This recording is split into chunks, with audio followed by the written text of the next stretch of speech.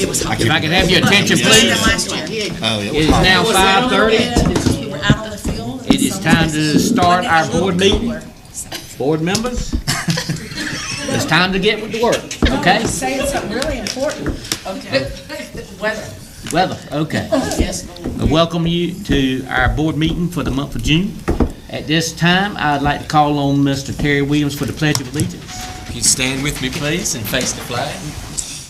I pledge allegiance to the flag of the United States of America and to the republic for which it stands, one nation, under God, indivisible, with liberty and justice for all. Thank you, sir. You're welcome. Our mission statement will be given tonight by Ms. Ethel Booth. Beaufort County Schools will provide quality educational programs and services to ensure student academic and vocational success. Okay. Thank you. Lisa has said that we do not have anybody signed up for public comment, so we're going to move right on with the agenda. Item number 2 is the approval of the agenda that you have at your place. Is there any additions or anything? So moved. Second. Got a motion and a second. Seeing no discussion, all in favor say aye. Aye. All opposed? Motion passes. All right, next item is the approval of the minutes. I'll let you look those over if you want. Move approved. Second. Got a motion and a second. No further discussion, all in favor say aye. Aye. Motion passes. Okay. All right, discussion action, CTE plan. Ms. Pettaway. Good evening. This is the annual report we do on the CTE program, and also just a presentation of what we would like to do for next year. I'm going to very briefly, don't blink, because I'm going to very briefly run through some things. You have this in your agenda that you can take your time and look at, but we're just, thank you. We're just going to run through a few things. Just some highlights, not only for CTE, but for some of our STEM programs, as well as some other things that I work with Beaufort County Schools. You have a lot to be proud of in your teachers and your students, and you'll hear even more about some of the things that I'll just briefly highlight from Damon, as we didn't know we were presenting on the same night and didn't know what each other was putting in the PowerPoint. So just stay tuned and you'll see a few things. We've been working a lot on workforce, and in the end, we're all in this together, businesses, the whole community, as well as the school system. CTE is not just for a few, it's now for everybody. Some things that we do to promote career-ready graduates. We have over 4,000 students in CTE. We have career academies. Actually, you all received an award this year for the GRAD program, which is the workforce development and the career development plans and how they work through from 6th through 12th grade. Some of the highlights that we've had over 1,800 credentials for the past 2 years. I'm hoping we'll have the same this year. We don't have all of our numbers in yet. We had 94 internships, which was doubling what we did from 15-16 into 16-17, and I just looked. We have 139 that we had this year, internships. We have a point of pride is our health sciences had a 100% passing rate for our nursing fundamental students last year. This year, one could not test that particular day, but everybody else passed again this year. We've been working with the advisory council that Dr. Phipps had spoken with y'all about on several occasions. We are the second community in North Carolina to get a Max Carolina grant, which we're working with Region Q Workforce Development Board, and 5 of our companies have put in money. So we're working on our apprenticeship and pre-apprenticeship programs. Actually, I went and visited 2 businesses today. And we've got one of our businesses in our community who wants some interns this summer, whether they get credit or not, but they want to pay our kids $9 an hour to come and work for them this summer. And we hadn't even got our pre-apprenticeship program up and running yet. We've had joint advisory meetings with Beaufort over the last couple of years. Our historical results for the career readiness certificates, we had 127 this year, which was up from last year. Our proficiency suffered a little bit, and we're going to continue to work on that, which you can see over the history. Again, for our industry credentials, you can see our history with that. It has steadily risen, and our percent proficient has fairly steadily risen as well. Point of pride, Southside High School was the #2 1A school in the state last year for the number of Microsoft certifications they gave. We help host the Ag Expo each year. This is a picture from this year. There were 1,300 students from about 14 counties at this event this year. The Automotive Academy, we just sent off the ASE accreditation and hope to finish that in the fall. Our Firefighter Academy, we're continuing with that, and we're starting to see some students utilize the policy that you set for students to be able to transfer schools to go to some of these, because that's the area they'd like to go into. We work on coding, technology, engineering, and design beginning in middle school, and we are trying to continue that pipeline through the high school. Our health sciences has paired with Beaufort Community College much more, and just looking at what they do and doing some labs over at Beaufort Community Colleges and seeing there's more than just doctors and nurses that work in the medical field. Our visual performing arts and industrial design, which Mr. Walcott is part of, we've used those EWIF funds. This was the 4th year. We kind of had to track them down this year and didn't get them until February or March, but we got them. And then actually Mr. Walcott is the teacher at Washington High School who's also certified in CTE as well as art now, so he can credential our kids when they go through the Adobe video. We also have a teacher in the middle school at P.S. Jones who's also CTE licensed as well. I'm not going to show you this. This is the entire commercial. He'll show you a clip of it when, when he comes up. These are just some pictures from the coding and the Sphero training that Mr. Huggins has done. We've made a lot of strides this year with things such as this, and they'll talk a little more about that later, but I just put in a few of the pictures. Our CNC machines at Southside and at Washington High School are being utilized actually on a project with Mr. Walcott and Mr. Adams. They did the food pantry for the First Christian Church, and they did some design and some crossover between the two curricula this year I was really proud of. This is a clean room that was constructed by Southside High School's carpentry class for a local company. I'll start to say who it was, but I won't do that. And they paid for the materials, but they couldn't get someone to come in and do it for them, so our guys did the clean room, constructed in the lab there. They took it apart and they're reconstructing it actually this week or next week inside the company for a printing room. Some more CNC pictures. We talk about pathway. I'm not going to belabor this point. Just think about this as a way we're trying to get our students to think about where they're going to be in their career, starting as early as 6th grade and sometimes elementary. And we talk about how that is done. And we still have ways to go in that. There's a visual for you, kind of give you an idea of what it is, what we should do as educators. We have many, many partners, which we are strengthening those partnerships constantly. We do some real life things with our kids. That's the money, I forget the exact name of it, but it's with the credit union. They come and do the real world money. We do cross agency trainings, which you see in the bottom picture. Some of the roles and responsibilities that should be laid out for different people in the community. We do job shadow with the chamber each year, focused on our 10th graders. This is actually a prototype of Jimmy Buffett's boat that was built here in Beaufort County, and that's Martin Johnson, the economic director, and Daron Dance. He's a former NC Works director. We got to tour that plant one day. We had some, again, cross-agency trainings with many of our businesses represented in 2 of our trainings this year because we were able to get an advanced manufacturing pathway grant. And just some things that you can look over. I want to show you one thing, and then I'll be done.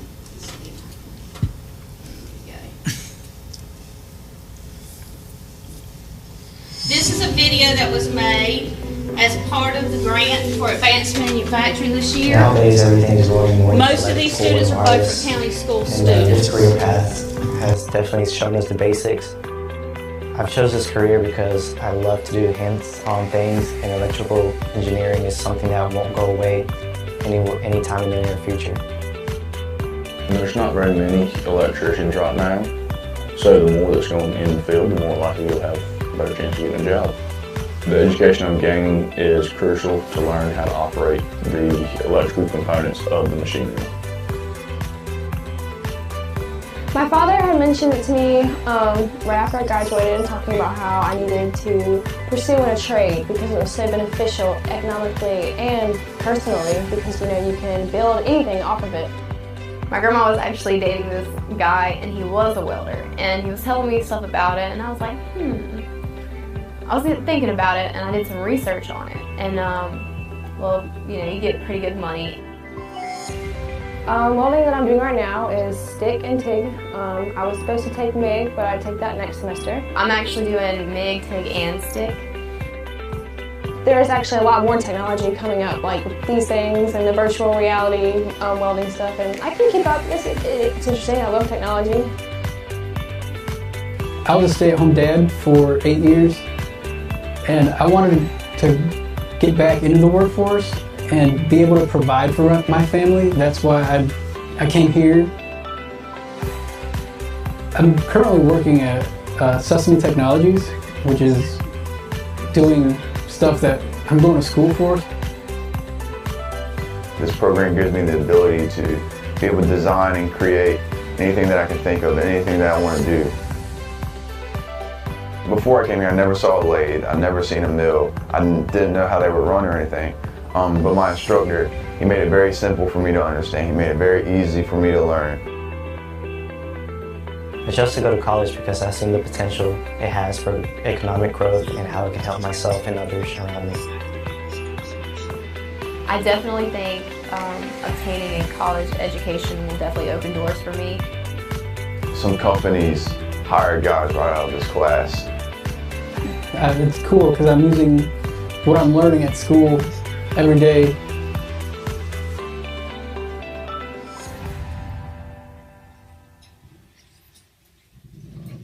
Just remember, you have a lot to be proud of in your community. Thank you. I would love for more high school students to see that video we just saw. I don't think they understand what's out there for them. That is one of the very things we are trying to get the word out about in various ways, and that's one reason actually that video was made, was to encourage. We have many students. I can't tell you how many thousands of courses we have them actually are taking at CCP through Beaufort Community College and through CTE courses. But those industry credentials and getting those kids early is what it's all about. And actually, hopefully we can work with Damon. We've talked about doing some additional videos kind of in-house. And anyway, he'll talk a little bit more about that. But we're integrating lots of different things and trying to move our kids forward and make our community a better place. That's great. Thank you. Okay. Thank you, Ms. Pettaway. We need to vote on the CTE plan. Yes. Is that correct? So I will entertain a motion at this time. Move approval. Okay. Second. All right, got a motion and a second. Any discussion? Seeing none, all in favor of this motion, say aye. Aye. All opposed? Motion passes. Good work, Wendy. Thank you. Thank you. Awesome. Very good. All right, moving down to discussion, no action. Mr. Willie Mack, Carolyn. Cyber policy presentation. Yes, we have Mr. Zach Wright with Surrey here tonight to talk about increasing our current policy with cybersecurity. We have a policy within our School Board Association policy. This expands us, gives us a little bit more coverage. He's going to tell you what his company is going to offer us. This is informational for you. We have discussed it with our technology director. He does think that in the world that we live in, that the basics that we have, if we had an attack, be it during testing or something, that his staff wouldn't have the capacity to bring us up and running as quickly as we needed. And according to the conversations he had with Mr. Wright, this policy would give us that outside source and financial coverage to do that. Okay, Mr. Wright. Folks, thank you for your time. I appreciate the opportunity to be here. Talking about cyber coverage, but maybe you need to talk a little bit about crime insurance coverage. which you do have, specifically computer fraud. If an outside hacker, if you will, were to attack the system, break into the banking network, start moving your funds outside of your bank account into others, whether they move them to Greenville, North Carolina, or they move them to Moscow, Russia, you have that coverage in place already. We've got a few options for higher limits there. But when we talk about cyber, we're talking about really two things. The release of personally identifiable information, or we're talking about a breach of your network, whether they put a program in to deny a service or just some sort of encryption that denies you the ability to use your server. We've done presentations at NCASBO, which is the finance officers' annual meeting in February. And what we've always cautioned against is maybe using riders onto other policies, like attached to a general liability or a property policy, to try to do the job that a standalone policy can do that really those can't do. So cyber, you probably heard many out there, from Target to City of Atlanta, bringing it closer to County of Mecklenburg, County of Davidson. Mecklenburg, County of Davidson, and Atlanta, those are all multi-million-dollar claims, and a program that slipped in to where their entire, or a substantial amount of their computer networks were encrypted. Bringing it down to the school level, I think the first one that we ever saw substantial claim in North Carolina was the Davidson County Schools, which we were the agent broker on, and the carrier that we're recommending was the carrier in place as well. They've given us permission to talk about that claim, but in a nutshell, a person in the finance department responded to an email that was a fraudulent email, actually sent over 3,000 W-2s, 1099s to whom they thought was the superintendent. Turned out it was not. So the policy here that we had, that we're proposing for you, would address that. That claim is in the neighborhood of about $175,000 by the time they've notified everyone affected and they have done the credit monitoring. And we'll talk specifically about that in a moment. Another school system in South Carolina that the current, claim amount is around $500,000. Network breach, started feeding names, dates of birth, social security numbers to the bad guys, and that claim has been about $350,000 to bring in outside IT folks to fix the problem and clear all the files, and then we spent about $100,000 trying to notify everyone and provide credit monitoring. Now, the one that I think has scared everyone in North Carolina this year, really it started in December of 2017, is Rockingham County Schools. Now, what I will quote to you here is what's in the papers. We were not privy to that claim, but a email with an attachment made it past the firewall. An employee clicked on the attachment, and it encrypted the entire computer system at Rockingham County Schools. Preliminary estimates are $1 to $1.5 million. It has been easier for them to buy new servers and download old data than it is to go in and clean up those servers and try to get them back to good. So they had, I believe, the current policy that you have now attached to a general liability policy, which has left them substantially short in terms of the payment that they are looking at. They're over $1 million short. So what we have proposed is right now is $1 million policy that would provide liability protection. So if you were to release name, dates of birth, social security numbers, employees when you get an auto or a home loan, they could not do that. They blame the school system for releasing their information and brought a lawsuit against you. It could be vendors, it could be parent, student information, any of those. Something I always forget too, and I want to mention now, this is not just a cyber loss. If they were to break into the storage warehouse and steal high school transcripts, bankers' boxes of paper from the 70s and 80s, that is a data loss. That would be covered. We call it cyber liability, but it's any release of personally identifiable information or any attack upon the network from outside sources. So liability protection you have, or would have, regulatory action if you were to lose employee or student health records and the Attorney General's office were to come in and levy a fine, or the feds levy a fine against the school system under a HIPAA violation, that would be coverage provided as well. Event management would be the biggie. That is the cost to notify everyone, and that puts the burden on the insurance company to notify, because your retirees, if their information were affected and they lived in, let's just say 40 of 50 states, you guys have to comply with those laws where they reside, not where the Board of Education is. Massachusetts is notified immediately upon discovery. I don't know if it's practical, but that's what the law is there. So we'll notify everybody, provide credit monitoring, we'll bring in an outside IT firm to assess, maybe spend hundreds of thousands of dollars to help you guys clean up, rectify. We'll bring in outside legal, not folks that do wills and trusts, but people who deal with this type, insurance coverage. We'll also bring in a public relations firm. Dr. Phipps, you can look online, again, I'm speaking of what I've seen online, but your counterpart in Rockingham delivering about a 32-minute presentation to the media on what happened and what they were going to do to remedy. So we can bring in outside resources to all of you to help in that case. Cyber extortion, a ransomware attack. You come in Monday morning at 7 a.m., all the computers are shut down, and the only thing you have on the screen is send us $15,000 in Bitcoin. Well, they are set to, the insurance carrier is set to respond to those. Last, reputation guard. At the end, when it's all said and done, we can try to put out a positive information or a positive flow of information to you, to the public, say here's what's happened, here's what we've done to rectify that, and here's why we believe the data is safe with us going forward. So that would be the top coverages we're talking about. We would also include a full prior acts endorsement. If you started the coverage 7/1, anything that happened that day or after would be covered. But let's just suppose there's a virus in the system that somebody put there November of 16, but they wait until October of 18 to activate. So we'll go back, as long as you don't know about it, we'll go back and protect you. All of those, I guess for anything you don't know about, that's already there but has yet to be activated. So we'll give you full prior acts.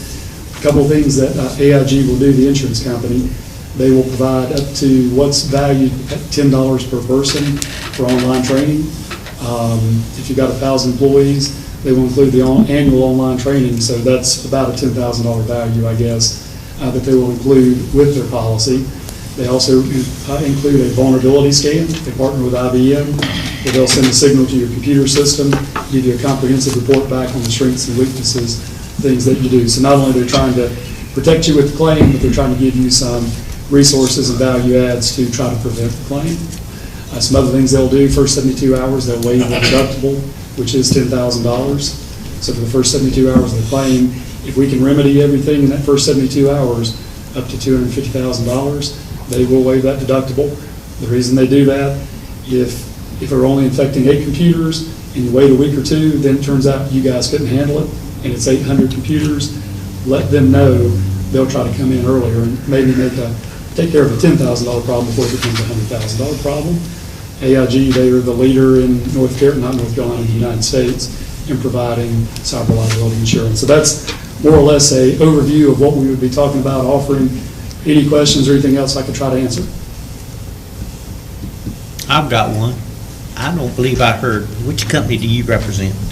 We work with AIG. You work with AIG? Now, I'm Sierra Insurance. We're an agent broker that represents many carriers, but AIG, we believe, has the best program, especially for public entities in the Carolinas. Okay. What's the policy like this cost? You're going to be looking at about $12,000, $12,000 to $14,000 annually. So as I've mentioned before, on the risk management side, the services they offer, it's a $12,000 policy, but if you take advantage of the online training and the vulnerability scanning and the other things, you can in essence buy the training within the policy. And hey, AIG likes that because it makes you a better risk. It makes you safer and less likely to click on those attachments. So I don't want to say, if you don't use those services, it's a $12,000 policy, but if you'll take advantage and put those resources out there to employees and others, then it can sort of pay for itself. I think it's a shame we even have to talk about having to deal with this kind of thing, but in the world we live in, it's what we have to deal with. It's a shame.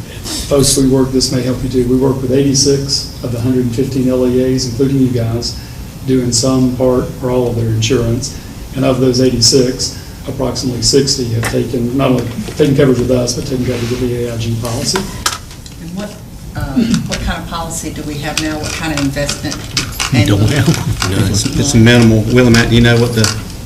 Right offhand, I believe it's the rider within our policy. It's minimal liability, I believe. The maximum liability, I believe, I want you to refer to the policy and check with your provider. For liability, it would be $100,000, and then no more than $100,000 of expenses that it would pay.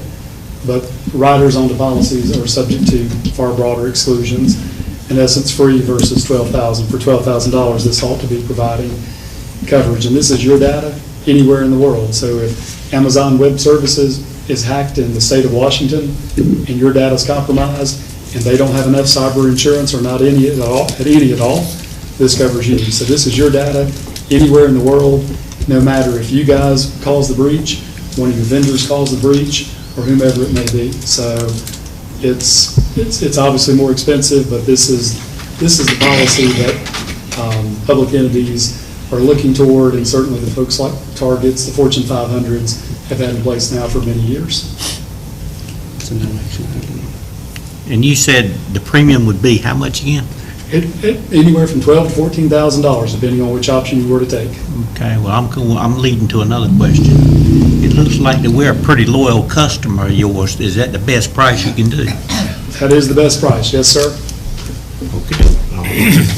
Well, since it's a no action item, are we looking just to give them direction on what to bring back to us? I mean, I show it as it's a no action item. Yep. Okay. That's it. All right. Anything else I can provide? Does anybody else have any questions of this gentleman, Mr. Wright, at this time? Thank you, folks, for your time. Thank you. Thank you. Mr. Wright, it don't hurt to ask to get a cheaper price, does it? It never does, sir. No, it does not. We did get the same request for W-2 information. Okay. All right. Thank you for your time, sir. Thank y'all. Okay, I just hit the wrong button. What's next? I got a question about the attachment that's there. Okay. About our general policies. The one that just struck me odd is the flood insurance we're paying for the plant ops building. Part of it is the $400,000 in content. The base flood for that area, I believe we checked today, was 10 feet, and it's minus 2.7. Oh. So, and that's driven off of the Fed's rate table. We don't have any. We need to move them somewhere else. I know, that's an extremely high. I mean, 25 grand a year, I mean. After about 3 years, couldn't we raise it and save money? It's 8 times more than what we pay for Snowden. Yeah. An entire And school. we thought Snowden was bad. And I thought Snowden was be the worst one we had. And I just, that's something we need to look at seriously. I agree. Yeah, I'm not questioning. I'm making this facility. We didn't say that. A moved facility. We want to move the facility, Stan, is that good? Don't get too excited over You there. are two very different trains of thought, Stan. I just. Okay. Anything else, Butch? No, I just, that's something I think we need to discuss further. How much would it be to raise it?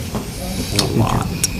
Well, that's a lot. In 3 years, you're paying. 75,000. Yeah. In 3 years, you're paying over 75,000, though. You gotta look at it both ways.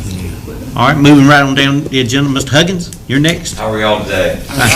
This kind of really dovetails greatly with what Jim said in front of me, training individuals how to expressly use technology correctly. And it's something I think that we owe every one of our students that we touch on.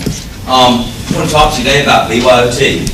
It's not BYOD, which is device. When you say BYOD, bring your own device, it's kind of like bring your own cell phone. And this is only bring your own approved technology.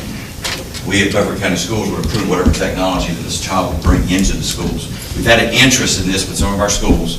And the technology that we're referring to is any privately owned laptop, Chromebook, Android or Windows tablet, or an iPad, not a cellular phone.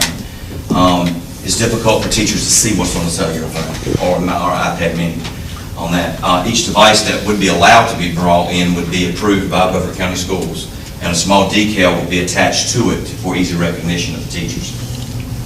Our students are digital natives. The lowest technology that my daughter knows of is an iPhone. I myself know reel-to-reel, and that's ancient technology, but all she knows is an iPhone. And so she's a digital native, born with that in her hand, and she actually understands and knows more than my senior that just graduated from high school when it comes to an iPad or it comes to a Chromebook. We live in a world today that is consumed with creation and consumption, and it occurs at an ever rapidly rate every single time. And to access these tools and resources in this ever-changing world, we need to understand how to use these tools, and the kids need to understand the appropriate level at which to use these tools. And I think it's imperative for their education that we teach them. I envision the learning environment at Beaufort County Schools as being technology as part of us, not apart from technology. And What would BYOT be used for in Beaufort County classroom? Well, first it would be used as digital textbooks. Textbooks that we have in digital form, projects, that would be used for subject-related videos, research, and learning management systems. We currently subscribe to Canvas Learning Management System and also Google Classroom, which is free.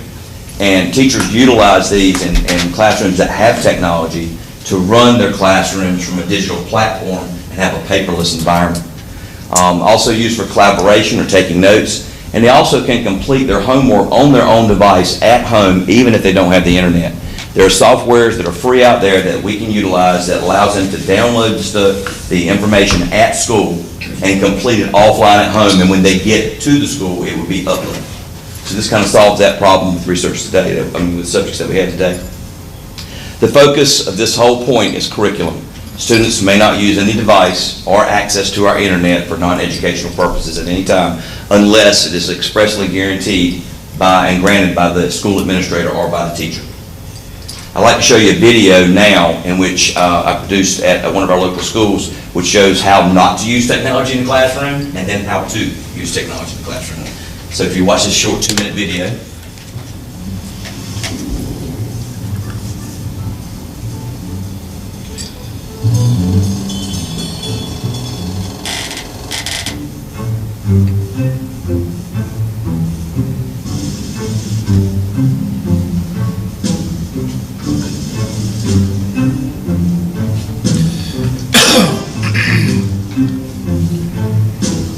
Call a girl on a phone in the back of class, and you see she'll look at it.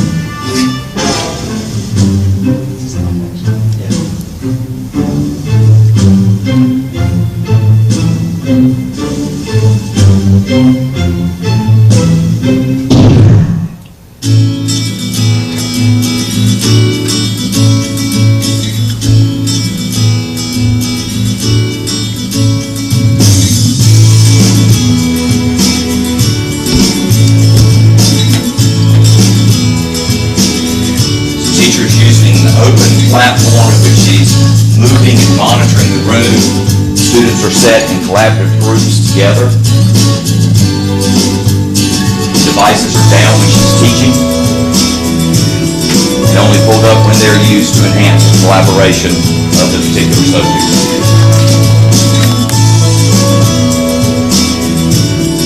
This teacher is running the classroom board with her iPad from the back of the classroom and from the front wherever she wants to teach at the time when she's moving constantly.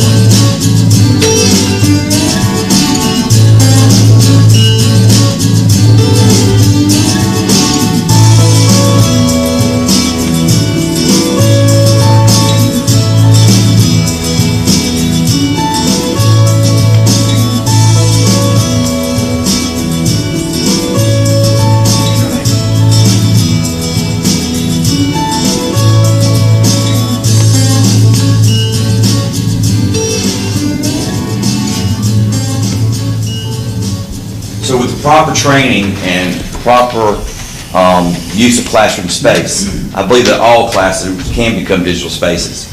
And what is, when I say BYOT, what is allowed? Well, any device that can connect to our BCS wireless network. Devices may include, but are not limited to, of course, 9.7-inch iPads. I think anything below 9 inches is difficult for a teacher to see on there, or a 9-inch Windows or Android tablet, any laptop, Mac or PC, or any Chromebook. Now, the question was brought out of what about students that can't bring their own devices? BCS will furnish, of course, devices for students who can't bring those. When one device is brought, though, in a high school setting, it frees up 4 devices at that school because they're used 4 times during the course of the day. Students, this is how it will work. Students will access the internet through our wireless network. The network will provide filtered internet content just like we do with every computer that we have. Zscaler will monitor and filter that content. Any and all access will be monitored for the purpose of network security, what this gentleman was talking about before, or for student safety. This can be done with physical monitoring or a software such as Dino, which is a monitoring software that currently Southside and Southside and the early college use. This allows that teacher that was in that classroom can see on her iPad exactly what is on the screen of each student at any given time lock them out, send them the correct site they need to be on, or take a screenshot of what they're doing. So how are we going to do this? My proposal is to get lead teachers and instructional leaders starting this summer with how to train them, how to conduct a digitally enabled classroom. Those lead teachers and instructional leaders will develop what a digital classroom looks like, lesson plans for subjects, and also best practices that they've encountered in the schools that they have one-to-one in their schools. And from these sessions, we would teach classroom teachers how to conduct that over the course of some during the summer, but most of the course of next semester. So these are the schools that have expressed interest in going with a BYOT program. Snowden School, Bath, and all high schools. Washington currently has implemented already a one-to-one in certain classes. They do a coding class in which they allow their students to bring their devices, and they're already done. So when I talked to Mr. Swenson about it, he said, we already do it. Yeah, we're ready for it. And Southside is already in a one-to-one environment, but they're going to have some devices that go out of date very shortly. And so they're going to drop the devices that they have. The problem there was that a lot of devices were bought without sustainability in that school. So that's why some of them were going to go out. Northside is probably the lowest amount of devices that any school has for one-to-one capability. And Bath and Snowden want to enhance their programs as much as they can. So Mr. Pettick and Ms. Windley is ready to go with those. So how soon can we do this? Well, that depends on two things, time and resources. Time to train every single teacher that would be involved 6 through 12 on this, because it would only be middle and high school. And the resources. Personnel would be needed to reach out to those teachers and train them and the principals on what to look for when they go to observe. If we were to be able to get instructional personnel, they would be covering north side, south side, and either sharing the city schools or working through the city schools. Our proposal is to start this, if we can get the training and the personnel, by 2019 January, second semester of next time. I don't think it could be done any earlier because some of our teachers are just not ready for that. There are several teachers that we have at Washington and Southside and EdTech that are one-to-one and can be used as instructional leaders in their schools. But this is touching a lot of teachers 6 through 12. Any questions? I'll turn my back. You said 6th to 12th grade, Paul? Sorry? You said 6th to 12th grade? Is that what you said? Middle and high school. Why aren't some of the other schools, CMS, PS Jones? I went to each school and talked to their principals, and the schools that we showed were the only schools that expressed interest in it. I think if we could implement these in these schools, I think they would see a working program that would work, and they would be left behind in that. But we really need, PS Jones is a school that really needs it. What I was going to say, they're feeding into Washington, and it's a huge school, 800 kids. It is, and by the time the kids get to Washington, they need to be, That's right. They need to understand how to use a device, they need to understand the proper use of the device, and how to use it with these particular subject matter. So when they get out, they can say that, they're interviewing for a position, and, can you use this? Yes, I've got experience in this, that, and that. Terry, I can't imagine if we elected to do this, that we wouldn't have everybody on board within a few months. I agree. It's a no-brainer. I just want to say why they weren't already on the list. I agree. We don't have the resources to supply every school with one-to-one. Well, when you say the schools are, the schools you're talking about, I know are already doing quite a bit of this, some of them. Is this, when you say they're wanting it more, are we talking to administrators, or are we talking to teachers and the staff? In other words, I understand that you mentioned Mr. Swenson at Washington. Well, I spoke to each principal, all 14 of them. I'm just saying, how far down the list in the school are they over the past several years, I've done training at schools. Sure. And when I bring training out to the individual schools, I get the feedback sometimes that, yeah, this would be great if we had devices to do that with. Gotcha. And so over the past several years of me being director of instructional technology, I've seen where the need's at, and the whole system needs this. I agree with all of that. I'm just trying to think in my mind, how much of the summer are these teachers willing to give up for training? That's why I want to stretch it into this first semester. When you say a session, how long, 2 sessions, how long is a session? Yeah, is a session a day, a week, What is this considered What I a would do with session? the instructional leaders and the school and lead teachers would be for 2 days this summer. We would, what my envision is to have them come in, let's talk about their best practices, and then actually run classes like they would and let them be students and model. And then from that, we would get lesson plans and best practices from each teacher and go around that is already doing one-on-one in their schools, and so we can move that on to the teachers next semester. I just wondered why it would take so long to get it implemented, if a session isn't any longer than that, but Well, that's just, what do I know? that's for the lead teachers to come up with the session for the regular teachers. The regular teachers that are being taught by them and helped in the session could take 5, 6, 7 sessions to do that, or over a period of several months. I think it could be a slow process, but I think it's like Dr. Phipps said, as it gets going, it'll be a no-brainer, and you'll have more and more that want to do it, but that'll just be a work in progress, won't it? Yes, yes, it will be. You talk about policies that we have in place. Yeah, we already have a policy in place, 3200, which is in place that allows the superintendents to direct the BYT program. This is the plan for the program. And as a devil's advocate, I can understand the concern, the liability comes into broken and stolen devices. Is that an issue on the places that are already doing something similar? In the policy, it's stated that, of course, Beaufort County Schools is not responsible for anything brought to school on that, and that the individual that brings that is responsible for that. They're not required to bring it by any means. It's a voluntary thing. If they want to bring it, they can. And I feel that if a person brings their own device, they're more apt to work with that device. They're more familiar with it. Right. It's probably going to be more up to date than what we can give them. And once this does get going and they see what authorized devices are used, I foresee second semester Christmas gifts and birthdays coming in for educational gifts that would for students to have. And of course, like I said, if they don't have it, we'll furnish the ones that don't. I can understand as a parent, some of the newer iPads, the more sophisticated they can get up to $800, $900. I would be probably very hesitant to send that with my 12-year-old, sixth grader on the bus with a device like that, because then the way they sling book bags and things like that, I can see where once it comes home with a broken screen and a parent is calling, wanting somebody other than his or her son to be responsible, I just wonder, so we become totally not liable for it no matter how it's broken or stolen, right? Well, I'm assuming if it's the teacher breaks it, we would be liable. Right, sure. Right, but the policy states that we're not liable for that. That's what the policy states. And the user agreement would have that in it also. Okay. It'd be understood before a child ever takes it from home. They would have to, like I said, to be an authorized device, they would have to have a class on how to act, how to treat a device.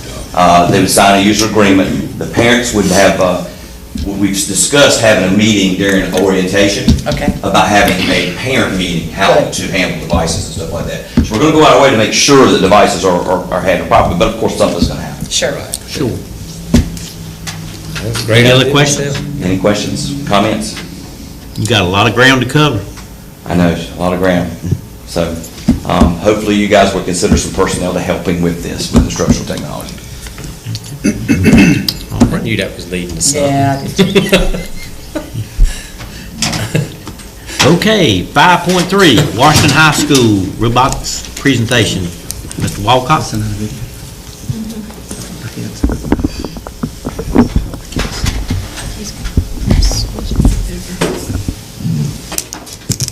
Good evening. My name is Damon Walcott. I really appreciate you letting me be here to give you a real brief presentation. Wasn't quite sure exactly what y'all wanted to see, so I've got quite a bit on a video, and I'm just going to show just a little small piece of it. So again, I'm from Washington High School. I'm a visual art teacher, but I have a CTE certification as of this last year, so I'll have the chance to also teach a CTE classes next year, try to get some kids certified in Adobe, which would help them in the future, of course, with any kind of graphic design or videography, any of those kinds of careers that kids seem to be really excited about getting into lately. So I teach a video course, and some of the things that I could show you tonight are about that, but really what I'd rather talk about is robotics. So Paul had, in the middle or the beginning of fall of this last year, had come to our school and trained some of us teachers about robotics, specifically a Sphero, and it's controlled by a personal device. I've got a cart of iPads in my class, And he taught us about the sphero balls and how the robotics are driven around. It's a horizontal, vertical platform that they're driven by. You can code them. You can do a free drive with them. And he said, well, our county has one set of these right now, and you can go ahead and sign up to get your class this. And I had a group of honors art students, and I raised my hand first. I said, let's get these in. Let's see what these kids can do. Because I'm a firm believer in putting things in the hands of the students, giving them a challenge, and see if they can meet it. So with that in mind, this slide is just a basic design process that I have taught by for years and years. It's really an industry standard in philosophy on how people operate, really in a wide variety of corporate levels. I came from the corporate world before I started to become a teacher. And really, it all comes with the number one, stating a problem. You generate ideas. This actually probably happens in your boardroom all the time. You select some solutions. You build an item, you figure out some kind of an answer to the solution, you evaluate it, and then you present some results. So with that in mind, I got the group of these devices into the class, and I said, okay, students, we have 1 week to figure out how these will fit into our curriculum, what we can do with them, how can we create artwork with these. So we broke the students into teams. I had them generate some ideas, and they kind of came up with two basic ideas. One was to try to do time-lapse photography with it, and another was to try to paint with these, because they did some research and they said, hey, these are waterproof. We can paint with these things. I said, all right, well, you gather the materials, tell me exactly how this is going to look, and then let's go with it. So in that week's time, they did these two general things, and I've got those on a PowerPoint, on a video to show you. Another part of what we do is, since if the technology is in the class, I have kids document all these things. So I had kids on cameras and pulling out getting cameras into the classroom to see.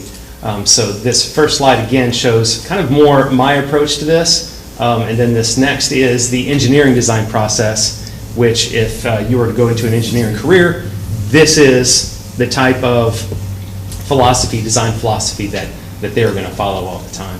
And I'm going to jump ahead just a little bit because I had some, okay, here we go. So it's digital photography in Spirit. First thing you'll see is when we took these into the auditorium at Washington High School, and he used a class period to drive them around, see how they operated, do some coding with them. We had cameras all over the place. This was one student's idea to do a time lapse of the entire classroom for that class period. You can't really see, but most of the time I'm just monitoring the process, and I'm asking questions, getting them to make decisions, getting them to change and challenge their ideas, think of new things to do. Here's some of the digital photography we came up with. That was spelled out through coding. And then this was the painting. So the next few days, we did some preliminary designs just by taking a cardboard box. I'm very frugal, so we take anything that we can recycle. So we were talking about building frames, and I sent a kid down the hall to get a cardboard box. That worked just fine. So here we're driving this around, trying to see how we can do random paint design. We talked about color theory. So this just lasts for a few seconds. Some of the paintings that resulted from this.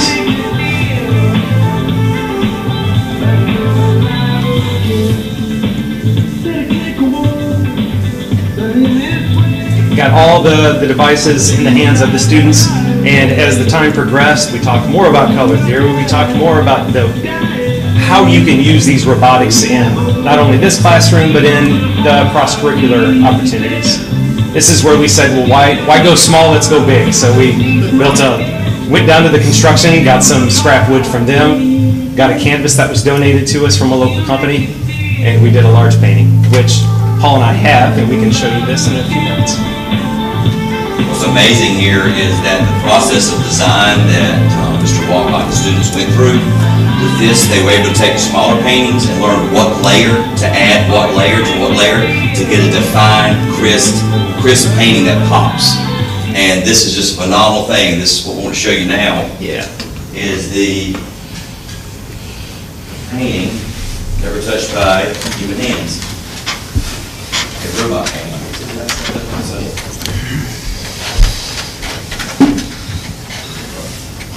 This might resemble a Jackson Pollock.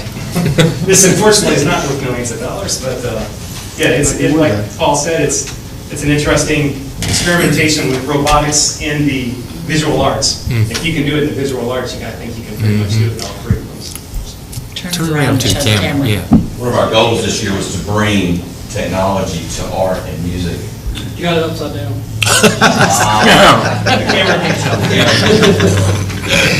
Hey, you want to get a picture too? Oh, okay, sorry.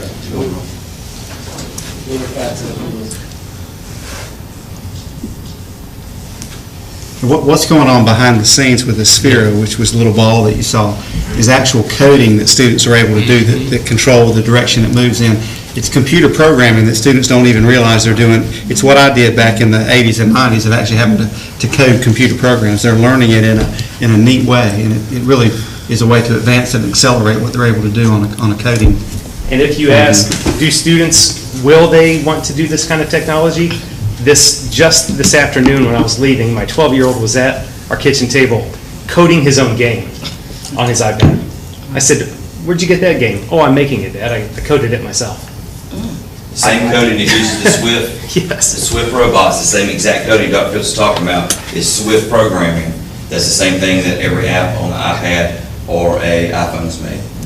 Same technology. David, will you talk for a minute? Because I was impressed when I heard you mention this about the food pantry and the way you moved between different departments and different areas of curriculum to solve a need, but you pulled in students from all across the school to do that. Can you just explain to them what you did? Through conversations with a community church, conversations with a social studies teacher in our hallway, we were talking about need and the hunger. We have a food pantry at our school already, and we were talking about that, and the community organization, they said, well, there are different ways of handling hunger. Could you all come up with some solutions? And I was in a meeting, and I said, well, put the task to high school students. They're brilliant minds. Let's see what they can come up with. So we did a few days of hunger study, worldwide, national-wide, state, county, and then in Washington. And the kids were surprised at the numbers of how many kids in their own peer groups go to bed hungry, go to school hungry. So I gave them the challenge, how could you address some of these hunger needs? And they said, that we did some research, give them a couple days, and they had technology in their hand. They went online and they said there are these free pantries. And I was hoping that they would come up with that. That's what I really wanted to, but they came up with it themselves. They said, we want to build free pantries. So in my art class, we did prototype designs, and they built different prototypes. I had a local organization come in, they judged the designs. We took the winning design, and I went down to our construction class, and he programmed that into his, what's the name of the CNC machine. And through that collaboration from the design process to the building process, we're able to deliver that product, and now it's installed on 3rd Street in Washington. We did the ribbon cutting a couple weeks ago, and now it's providing food for anyone who would like to come and take it. And our hope is that with that design that's already programmed in the machine, if somebody anywhere in the state or in the United States or across the world were to say, we'd like one of those, it'd be a few simple pushes of the button. The machine will cut it back out. We could send them the kit. And here's your little free pantry to serve your community with. Again, it's the generated ideas by the students. And what really was touching to me is when we're sitting in class and we're talking about hunger, and I told kids, I said, so the neat thing is, some of you will be able to contribute to this pantry, but chances are the kids sitting right next to you will need to take that food. And kids in class were willing to say, that's me. I went to bed last night, didn't have dinner, so I'm going to be using that. And it just brought this nice sense of camaraderie within the students through that collaboration. So yeah, thank you for bringing that up. Okay. Any questions for Mr. Walcott? Yeah, are you familiar with, I think it's called the East Carolina Robotics, High School Robotics Team or something? There's a group, I know some of the Pitt County schools are involved in it, and I've been meaning to get up with Paul about it. There's a project engineer at PCS, or at Nutrien, excuse me, is very involved with it, and they actually give grants to schools to help buy the stuff to start a robotics program. And I think it'll be very beneficial for, if Washington's interested, or any of our high schools, to get involved with that. And I'll be glad to share his information with you. Please do. They read about it. We currently have a robotics lab for our elementary. Okay. But the schools themselves, due to funding, have to fund it themselves, and that would be fantastic if we could get a grant from someone. They do. They actually increase our teams, because some schools, they would have more. They got kids who want to do it, but they can only afford 1 or 2 teams. I'll get up with you tomorrow and get you his information. Yes.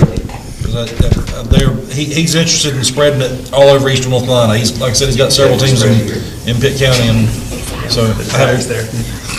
Thank you for your time. Thank you. Amazing teaching.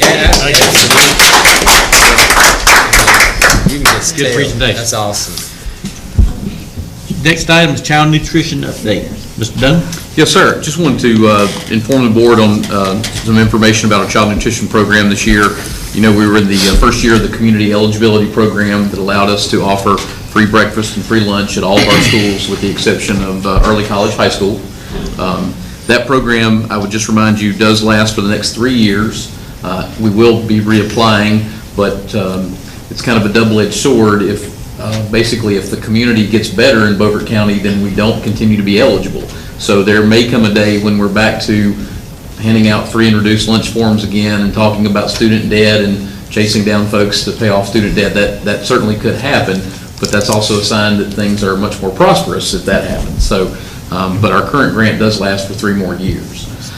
This year, we were, our number of breakfasts is actually, and lunches for that matter, stayed relatively close to last year. Last year served 302,574. This year, 306,12, so very close. Last year, lunches 737,755. This year, 792,293.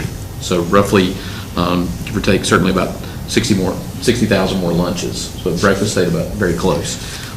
This year, at the beginning of the year, you may or may not remember, we estimated that the early college meals would roughly cost the Board of Education $5,000 because the board voted that if everyone else was going to receive free lunch and breakfast, that early college should as well.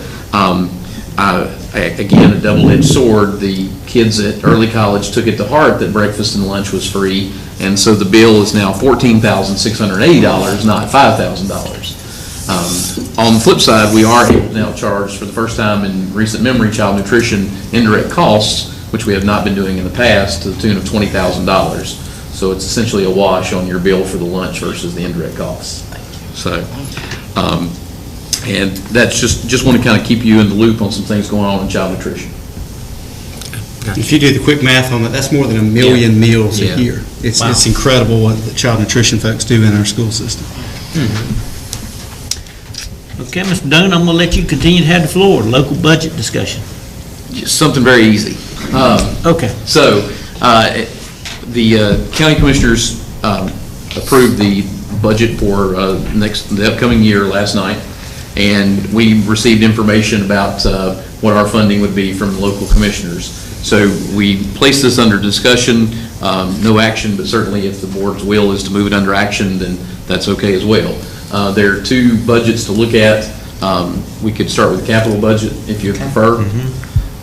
That's fine. The document that you have in front of you, the amount at the top, the commissioner's projected appropriation, that is the actual appropriations, no longer projected. That is the magic number for 18-19 for capital projects. What you have the potential savings for some projects in the past, all the way dating back to 15 through 18. This is not a guaranteed dollar figure, but this is what we project in terms of the savings. $12,000 is not a huge cushion, and we've certainly used a lot of maintenance projects this year that would eat up that $12,000. The fiscal 18 projects, you see the $200,000 remains that would be committed to projects that we're hoping to finish up this summer. Those would be the roofing projects you see there, parking lot, erosion, getting started on the erosion at Southside. We're in the process of placing out RFPs for the remaining projects that haven't been started, and with the parking lot and paving, the roofs are already, Stan, correct me if I'm not mistaken, already under construction and/or finished. All but 2, yes, it's just still out for it. So, in theory, assuming that all those projects come in at the projected amount, we will spend that $200,177.57 this summer to complete that list. Mark, one of those carried over into the fiscal year 19 project, though, right? The South side erosion project, yes. The 20,000 by itself is not enough to cover the south side erosion project, so that 20,000 would have to be moved into the 18-19 projects to add to the money that we had budgeted, hopefully. You'll see a $40,000 line item for that. Really, the total price is 60. It just came out of 2 years. So, and the board decided these were the fiscal year 18-19 projects that you would request. So there's the list. Of course, the total on that is $1,364,800, which puts us $249,105 short of what the commissioners gave us. So Dr. Phipps, myself, and Stan discussed if there was anything off the list that we might cut or change so that we come in at budget price. And I think I would turn it over to Stan if you want to talk a little bit about what we thought about doing at Northside High School and the chiller replacement. One thing we looked at, and we've looked at previously before we were looking at totally replacing Northside's chillers, would be a revamp of the existing chiller. The coil is the main thing. The coils are deteriorated. They were non-coated coils, which is required now. So I've looked at 4 or 5 different options of doing, but my best recommendation would be cancel the replacement of the Northside chillers, spend around $50,000 in replacing the coils. That should give us 3 to 5 years more run out of that chiller. We'll have the parts left over from Southside where we're replacing those that we can help keep that one running along, and that would free up that fund. So it roughly free up $250-some thousand. I don't know the exact number, math right quick, but now what? That way we can make it work. What is the what was the, refresh my memory, what was the issue with the south side chillers? Yeah. They're 22 Freon. They're aged out. A lot of issues with the coils because they were non-coated coils too. We've got 1 of the 3 that is down now. We've started cannibalizing it to keep the other 2 running. And we can run and maintain as long as we don't break the 90 figure. If we break into 90s, then the school temperature is compromised. So. Right. Okay. So what you plan to do at Northside cannot be done at Southside? The same. Well, that's where I was going ultimately. Yeah, with the cost of it and then the cost of the 22 Freon, which is not available anymore, we would consume that 22 Freon to take to Northside. We checked with the environmental folks. We can legally move it and use it without having it reclaimed, so we can keep ours without buying all this high expensive stuff. It would cost a whole lot more money if we have to recharge those. You're talking about $30,000 the Freon to fix that one that's down now, plus coils, plus everything else. So it just gets to be an eating factor. Right. I mean, eventually you got to replace. I get it. So say one more time what you were going to cancel the Northside project as far as a replacement and spend $50,000, roughly $50,000 to $53,000 on the existing unit, and that will free up enough money to balance the budget. Yeah, because you've got it. If you take safety, security, technology, and the 2 chillers, you have to do something to those items, because you can leave those items and take everything else out, and it's only $205,000. Correct. So you have to that's the way I ran it every way. Yeah, so you got to do something to one of those 4. One of the major ones. So figure out which one. It's not going to be safety, security problem. It doesn't need to be technology. No, but you could probably take 50 from technology. Yeah, that'd be your only choice. $300,000 is still a lot. So you're still looking at the chillers having to do. I don't think is much to talk about. On some of these other ones, I mean, have we got prices on the envelope for Northeast at $40,000? No, ma'am. What we were looking at was to hire an architectural firm to look at the building and then give us procedure to fix it. If the $40,000, $20,000 did the design, then we would actually spend the other $20,000 on the building and start trying to make the improvements to correct those 2 buildings, because they were totally constructed very, very poorly as far as the exterior envelope, and no insulation, nothing above ceilings, just I think no construction management. Yeah, the rub on that for a lot of people is that's just in our minds, we don't realize the age of the school because we still consider it a new school. And the money that we've had to spend on that new school is almost equal to what we spent on some of the older schools. And it's older schools were built a whole lot better. Mr. Chairman. Yes, sir. Before we give him an answer on that, can we hear the discussion on the local budget? Sure. Yep. I mean, that's just fine. my thought. That's fine. Thank you. Oh, yeah. Where are we at on fund balance? for capital? Yeah. None.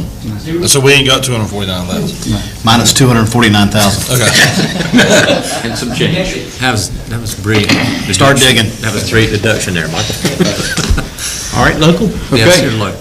So if you look at the 18-19 local budget, the appropriation from, the county's doing the appropriation a little differently this year when it comes to, they've separated out a line item specifically for school resource officers, because the goal is to have a school resource officer at all 13 campuses. Early college courses on the campus of Beaufort Community College, so they have their own security there. So the local current expense, $14,392,140,000. Then school resource officers, $765,362,000 for a total appropriation of $15,157,502. We anticipate fines and forfeitures hopefully in the number of $300,000, which would bring us to total local county dollars $15,457,502. The costs, recurring costs for this year, we anticipate $14,887,005. We can deduct $194,865 from funds that we previously used that were state funds dedicated to school resource officers, and we can reallocate those to other areas in this budget, since the line item for the school resource officers from the county now includes all 13. So that brings us down to $14,692,140. Do you know how they came up with that total? 50. I'm assuming it's a per divided by 13, but I can't give you the exact number, but roughly 58,000 per employee times. did they get that figure from the sheriff's department or office or whatever we're supposed to call it, or did they get it from the state? I mean, that's my question. They use the median salary for their officers. Okay. That's what I've always. So that Because there was some discussion from that office that was not exactly the correct amount. That's my concern is that what we're really talking about, or is that a guesstimate? That's the number they gave us. Okay. Okay, so that 765,000 is for 13 positions. Yes, sir. The 7 we're supposed to have, and 6 additional. Yes, sir. So, but now that opens up another question I have on this, because I'm not a big fan, I just want to go on record for this, of working with the sheriff's department again on this, because they've let us down again this year, as this whole board knows. What guarantees do we have moving forward that we're going to actually have these 13 people at each of these schools? Well, we're getting ready to start the process of looking at our contract for next year, so that's something that we would discuss with the sheriff. Is that $765,000 going to come to Beaufort County Schools, or is that going to go to Beaufort County Sheriff's Office? It comes to the school system, and then we would, whatever vendor, in this case, the sheriff's office we've been using, we would turn around and send it back. And I want to piggyback on what I was talking about is salaries do not equal the presence of an officer. And what I mean by that is, what was explained to me is that it's not just an officer. It is training, it is a vehicle, there are other expenses, and who pays those? Right. Because an officer doesn't drive their personal car to a school to be a resource officer. They drive the car from the sheriff's department. So what was explained to me was that the salary is not what the cost is. So my concern is they're going to cover salaries, but who's going to foot the bill for the vehicles for each officer, for the training for each officer? Do you follow me? Well, now I don't want there to be a surprise. Those school resource officers ain't making $58,000 a year. No, they're not. I mean, I'm assuming that's a padded number to cover My understanding training is that 58 vehicles. is salary and benefits for individual, and They don't make that much money. No. They don't And- make and that. other costs. I don't I mean, have to that's- even ask them that. When we were talking about the city, and we were dealing with that, No, we they make had an less. I know that item for a fact. I breakdown don't even have to that check. included weapons and I was on that uniforms and all contract for that. 3 years as chairman. I know that's not true. We met with Brian today and talked about were there any other costs, and we were told that there weren't. This was what the SRO cost would be to have them in the schools. Now, whether that's going to be What picked does up by that somebody What does else. that include, though? Yeah, can we just check and make sure? Because off the record, Okay. off the record, I had heard something different, and I just want to make sure we're covering ourselves and that there won't be a hidden cost that they don't come up and go, oh, well, you've got to provide us with 5 more vehicles. I just want to make sure, this is not my money, this is the taxpayer money, and I'm not going to spend money that we don't have. Before I go any further with this on safety, or this is considered like a safety and security thing, Mr. Chairman, is this a conversation you want to have in open session? I would prefer not to have it in open Okay, session. because I got some more to say about this. I would rather But- keep it in closed session. About what? The SRO, which I consider part of our safety and security program. I mean, before I say anything else, I just want to know, am I supposed to say it here or in closed session? Well, it depends on what you're saying. If you're Well, talking about well, a once I say it, it's going to be too late to say it was the wrong thing to say. maybe you could ask me ahead of time. Yeah. If you're Okay, talking well, I'll about keep their it. performance under the contract, that Okay. should be done in public record. Okay, then I'll keep it clean. Why would I want to go any deeper into a contract with these people than where I'm at right today when I visited schools this week that is supposed to have a resource officer, and they told me they have not seen a person from the Sheriff's Department since February. And they're supposed to be under our current contract. Is our current contract, which we just recently signed because we never could get a contract, is that the one that, does it run out in June? I mean, because we literally just signed it, I believe, Mr. Chairman. It ends the end of this month. Okay. I realize they've passed the budget, it's in the budget, and they're commissioners, and that's their authority to do that. What happens if, Well, this doesn't- and I'm just one person, but what if I say thank you, but no thank you? Well, this is the amount of money that the county is deeming what it costs for an SRO. Right. And unless I'm mistaken, there's no guarantee that we would have to turn around and use the sheriff's department. I mean, this is the money that the county has allotted for us for SROs, but they could come from another source. But I'm assuming that, I don't know that. Well, my concern is that if they can't hire a person since February to replace the one that we haven't had, how do I think they're going to hire me 6 more in addition to that? I mean, I want to work with them because I think that's probably the way to go. Right. But, Mr. Chairman, we can't get one hired since February. How Why do do we I get think we're 6? going to hire 6? I Is understand. this a discussion that we need to have with their I representatives? think somebody needs to be talking to I know. them, Reached and out they to need him to come today. talk to us. I And think did we you need get a to back response up on just it? a little We bit need to because I get- think meeting what set they're up. doing We here, need to- Terry, we would- and correct me if I'm wrong, Mark, they're saying, hey, out this $765,000, we're going to give it to you. The county commissioners are saying, we're going to give you this to you, but these must be used slotted for resource officers. Right, it's We a can't line item. utilize those funds for anything else. And that's- They're not saying we have to work with the sheriff's department. We can go and work with somebody else. Okay. All right? All right. So, I mean, that's the understanding, correct? As far as I understand. Okay. Okay. So I'm happy with that. At least they're giving us something. I understand that. To Carolyn's point, it may not cover everything, right? Because I was going to ask, are we guaranteed that the sheriff's office is going to give us 13 people at $58,000? Well, that would be something that would probably be in the next contract. Right. Because I don't think. Well, what are we paying per person now? I guess we just need to have a I don't conversation know. with them. I think we desperately need a conversation with them to go any further. Yeah, that's all. We just need to talk to them. On that- Because on there's too many that things subject. not clear. Are we paying for the think use of vehicles?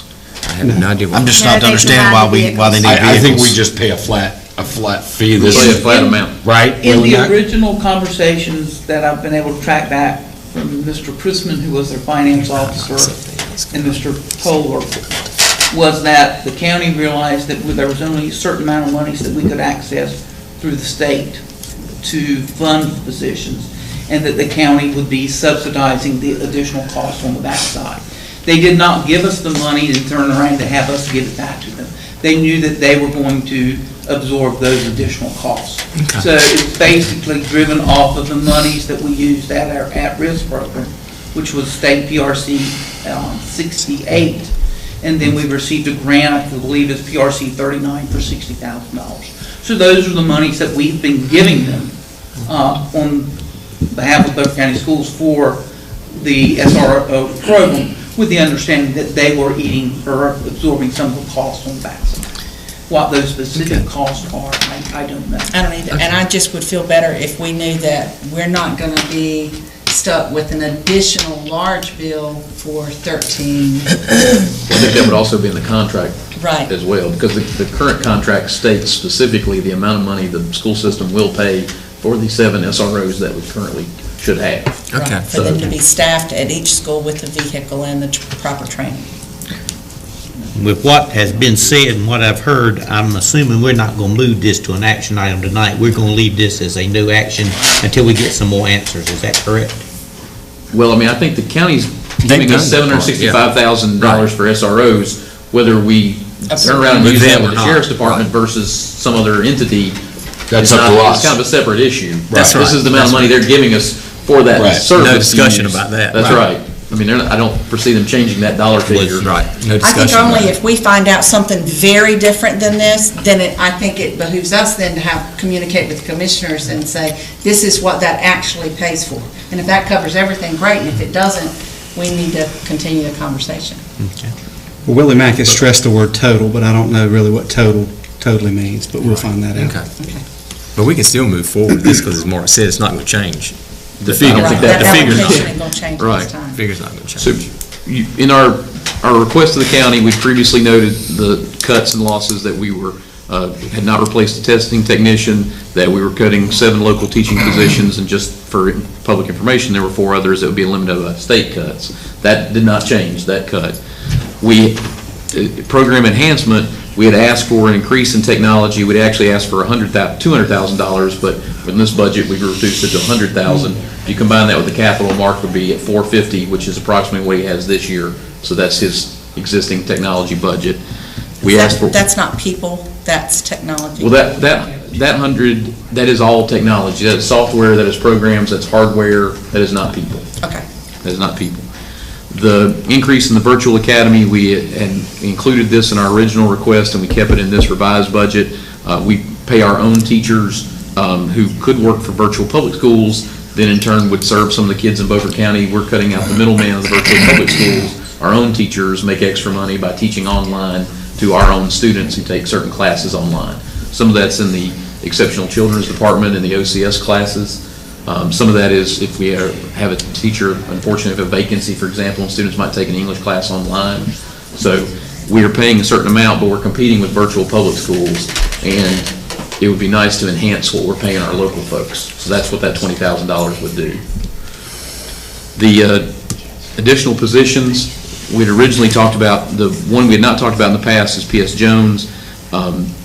Greg Singleton's not able at this time to do his presentation on Title I, Title II, but I'm sure you remember from the past that there are different ways to split up the federal monies, and that we had discussed in the past whether or not the P.S. Jones should be a Title I school, and what would happen if P.S. Jones was designated a Title I school in terms of the amount of money, because it is so large, that ultimately it's the same pot of money, you just have to divide it in different ways. So that if P.S. Jones became a Title I school, it would basically dominate our Title I budget, which would pretty much obliterate what's left for the other schools that are Title I.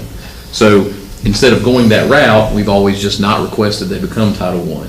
However, we would like to extend money to Tracy so that what she would like to do if she had Title I money is essentially pay for a position and pay for some tutoring as well. So that $65,000 would cover a position and some after-school tutoring for her. We had included in our original request $25,000 for marketing to either a firm or an individual. We just reduced that to nothing in this version. We had requested 2 instructional technology facilitators originally. We reduced that to 1 instructional technology facilitator. We would like to keep the certified teacher at EdTech in our K-5 mental health classroom. Good news, we had requested a teacher assistant originally, but we do believe we can pay for that out of EC funds, so that's not something that local or state would have to pick up.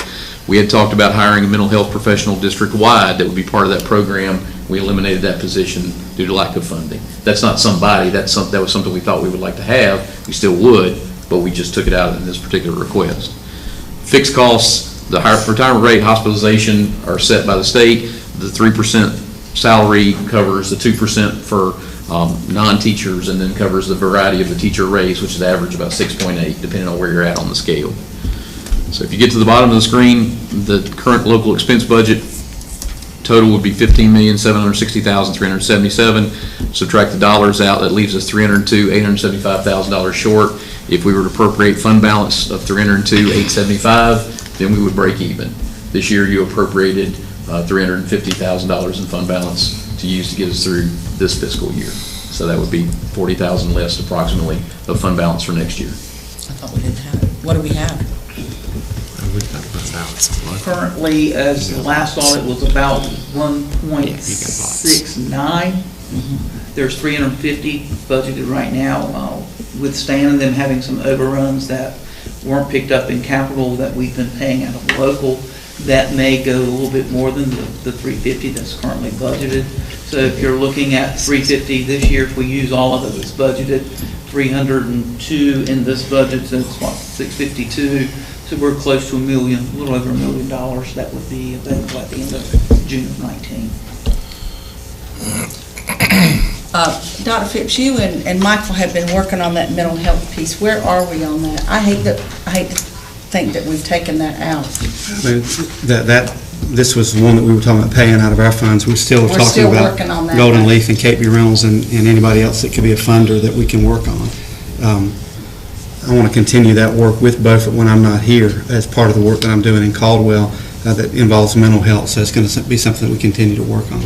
There was something that was in the Wall Street Journal about 3 days ago about the mental health components that were being put nationwide in the schools, that there will be more grant opportunities coming up and that schools need to jump on them immediately. And the article was mainly about all the school shootings, that if some of these mental health components had been in place, if some of these kids had a place to turn, that some of that can be circumvented, or at least it would red flag students if there were people at each school. But what I thought was the most interesting was that it did talk about the use of school monies and state monies and how it filtered down, and when you got down to it, that's always the first thing that we take off the table, and that schools, and I just want us to be proactive on that and not take it off the table and continue to beat that drum. We cannot sit here and act like it will never happen in Beaufort County. We just can't. It has to be reflected in priorities as far as budget goes, and the state has talked about doing some things under school safety that goes beyond SROs, but it's the mental health component, and there may be some opportunities that would not require us to have to go to an outside funder. Although we're willing to do that, there may be some opportunities through the General Assembly that will come around, but we're still hopeful. In fact, the SRO dollar, the 2-for-1 dollar that we've matched that we've had for a while, they didn't award those this year because they're waiting to find out what the General Assembly is going to do. Not that they haven't awarded them, they're just delaying that. So I'm hopeful that there'll be a bigger component to this. Mark and I are going to a meeting at the end of the month that's supposed to give us an update, so hopefully we'll have some more information. Well, let's please continue to ask for that. My fear for us is that you cannot continue to allocate $300,000 of fund balance over and over and over and over. And we got lucky one year, and it's just because of the way that the insurance policy premiums were paid that we ended up with a little bit extra money. But if we go down this road at this rate, we're going to have 2 years of survival, and then you don't have it anymore. Then you're going to have to look at a budget like this and determine where you're going to make $300,000 worth of cuts. And I want to warn you to just tap the brakes and be aware of what we're looking at here. Good point. Good point. But how many more positions can we keep cutting? You're right. I mean, it's just... I don't think you can cut, but you can cut to the point where you're not effective anymore either, and that's harmful. Do you feel like we're not even moving forward? I mean, I'm sorry, guys. I mean, I know I'm the short timer here, but we're not moving forward. We're not even staying even. I mean, this budget right here, we're actually taking a step back. Yeah. Because we're taking. And now, I mean, it's unfortunate. I mean, we're limited by the funds that we're dictated to, right? We got to do the best we can with the funds that we're allotted, but, I mean, somebody's got to wake up. I mean, we've got a responsibility to our children in this county, and it just doesn't seem like they're giving us the ammunition to be able to do it. I mean, to be quite honest, I'm a little disappointed. Not in us, not necessarily, but it becomes harder as a whole to meet their needs. And their needs are becoming greater and greater. They really are. We're not seeing them.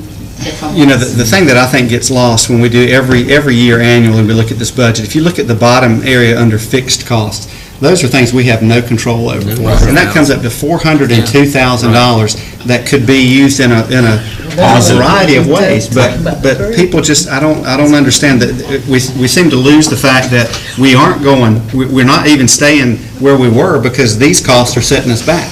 Even though it looks like from a budget perspective, it's the same amount of money, we're having to spend more for, it's just, the math is hard to swallow. Well, then what are we going to do with the brick and mortar issues at Washington High School? That can't last much longer.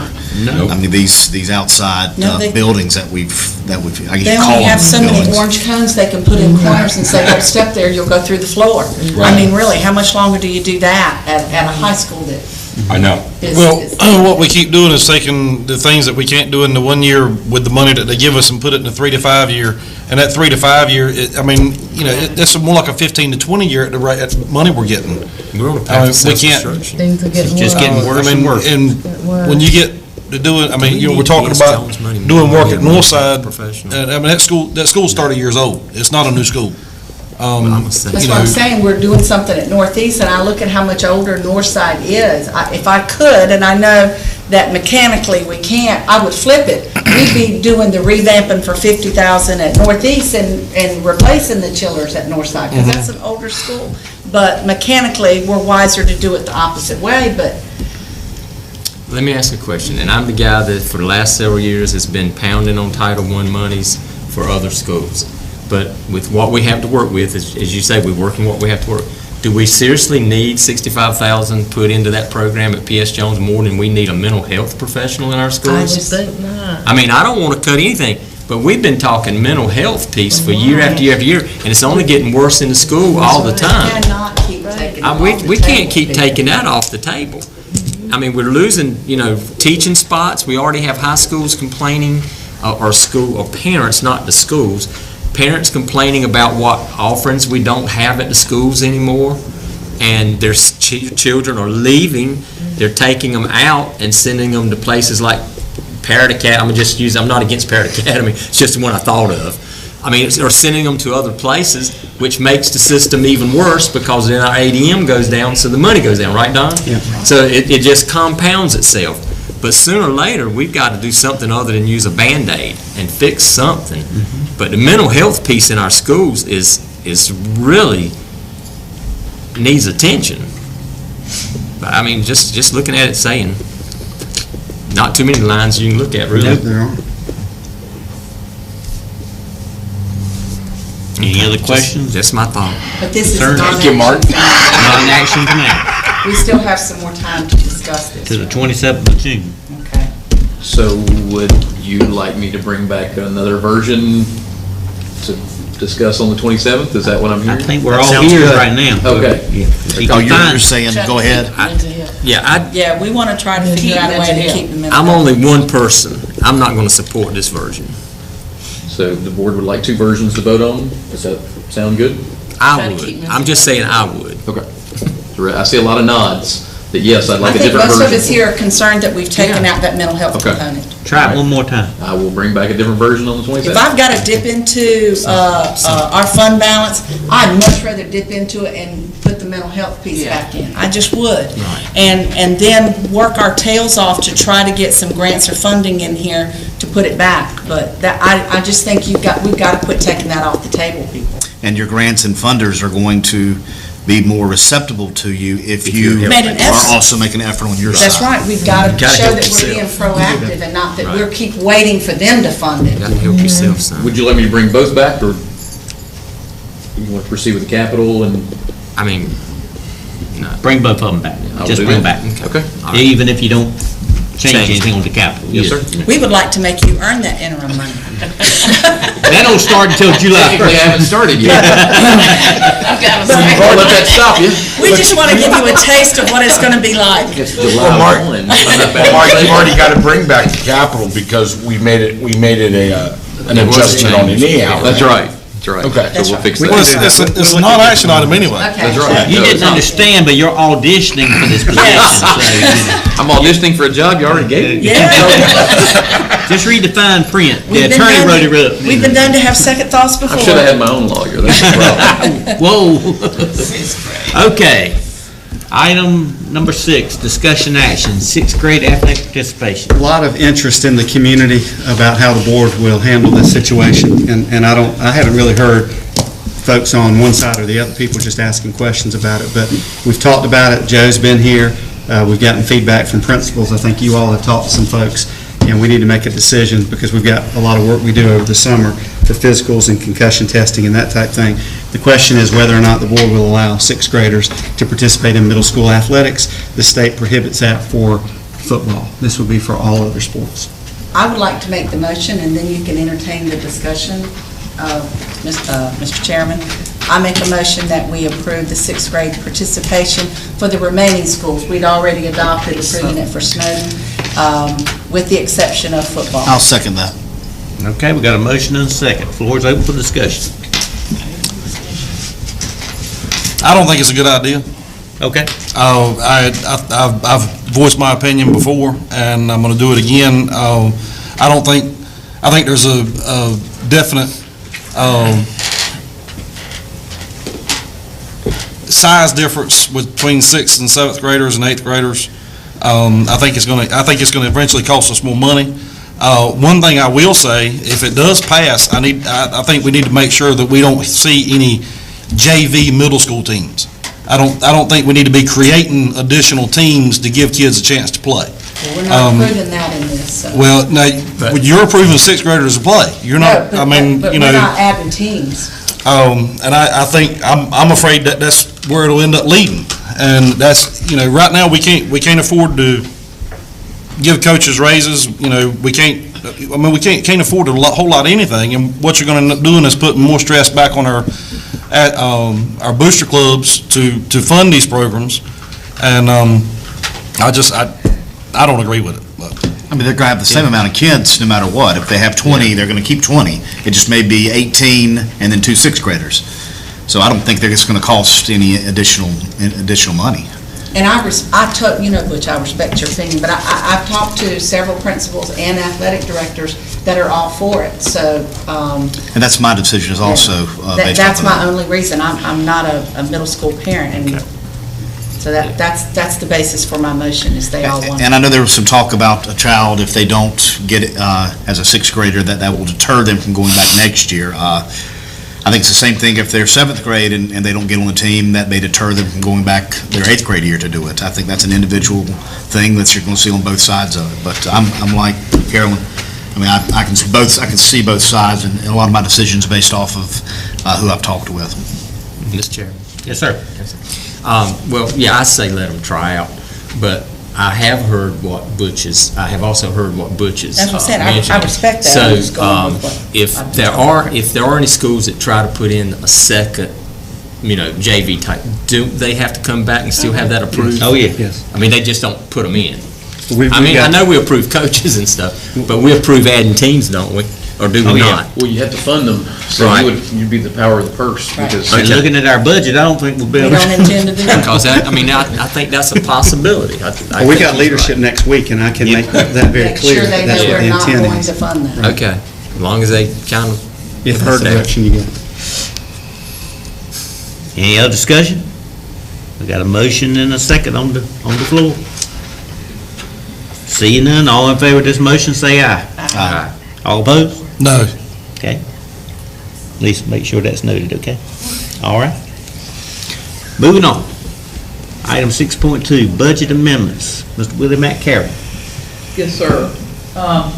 Yeah, budget amendment 6/12/18 before you tonight.